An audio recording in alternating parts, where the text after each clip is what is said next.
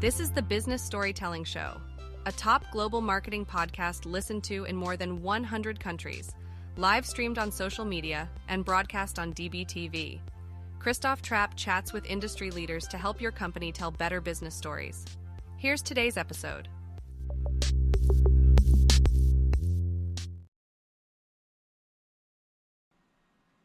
Let's go, business storytellers. Just me, a really quick episode here. Let's talk about AI and content creation. And here's the reality. I love trying new things. I do it all the time. Right up here, CopyLime. That's what I currently use to write outlines, headlines, those kind of things. And it works really well for that. But here's the problem when it comes to AI content creation. Writing entire articles doesn't work. I hate to admit it. And here's the reason why. And here's what I mean by that. I am not talking about that it's not giving you some kind of content. It absolutely is. It totally is giving you some kind of content, but it's not unique. Sometimes it's off topic. Sometimes it's repetitive. It repeats everything 100 times because it's trying to fill the space. And there's not that much uniqueness, really none in there. I love testing new technology. I love using new technology. And I use CopyLime all the time. You can scan that code right up here if you're watching on the video channels, Spotify, etc. But the problem is, if you're going to use AI to create entire content assets, it doesn't have a unique perspective. It doesn't have your unique perspective. And I'm not talking about it using your tone and your voice and all that, and that matters. But you know what actually matters even more to rank, to get people's attention, to have a unique perspective, to have something unique to share, something unique to say. And AI can't do that. Now, at some point, if you have source content, like for example, so if I'm doing this and I'm giving a strong opinion that some people may or may not like,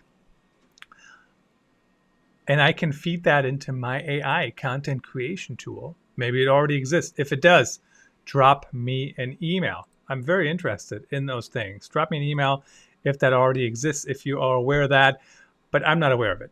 And so I feed that in there. That's the source content. I say, write content based on this, with that tone, with that, all the information in there. That might work. But if I say very generically, dear AI, write me an article on AI and content creation, it's just going to spit out some generic gobbledygook. I mean, that's just the end of that. That's what's going to happen. It's going to be generic. It's not going to have your point of view. It's not going to have your experiences. It doesn't work. Even if you say use first person, it's not quite there yet. So I think the solution at some point will be that you can say, dear AI assistant, use this source content and write something of this source content. Don't write anything else. Don't source it from somewhere else. Don't source it from information input in you 2 years ago or whatever. But use this source content right here. Use Christoph's voice, tone, opinion, blah, blah, blah. Humor, haha. But you know what I mean? So at the end of the day, for AI and content creation to work, it has to end up being unique. Now, we do see some case studies where people are proclaiming, hey, we're ranking for this term, right? And maybe you are, but it has to be more unique. It can't just be if I'm writing an article and I'm saying, here is what AI and content creation is. That's a pretty generic answer. I mean, let's be honest, right? And many people probably try to rank for that. But if I'm trying to rank for what is AI and content creation and what's working well and what's just a bunch of baloney, I mean, maybe I have a chance to stand out, right? Longer term. So something to keep in mind as you are jumping into AI headfirst, in the swimming pool, try not to hit your head on the ground because it is too shallow currently and it's not going to be a long-term strategy. I know we will get there. I know at some point it's going to work, but just something to think about. For today, right now, I'm using AI for the following really, really quickly. I'm using AI to help me with outlines. I don't always agree with it, but you know what? If I have an outline, it kind of makes sense. It kind of helps me brainstorm. So I'm using it for that. Scan the code. I'm also using it for headline ideas. I hardly ever use the headline exactly as it's written by AI because sometimes it's just too long. It's, it doesn't use the right terms. It's not, it's.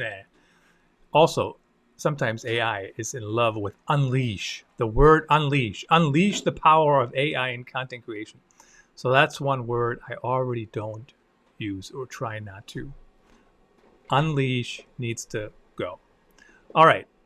Then I use it to create transcripts and summaries in Otter AI. I don't currently have the link up for that. Otter.ai. Check that out. So I do use it for that, and that works pretty well. But it's using source content for something. And that's why that works. So something to think about as you're diving in, as you're seeing how can AI help me create better content for my content strategy. These are my tips and tricks and my opinions on the topic. Until next time. Thanks for tuning in. Please rate and review the Business Storytelling Show on your favorite podcast platform and subscribe so you don't miss the next episode. See you then.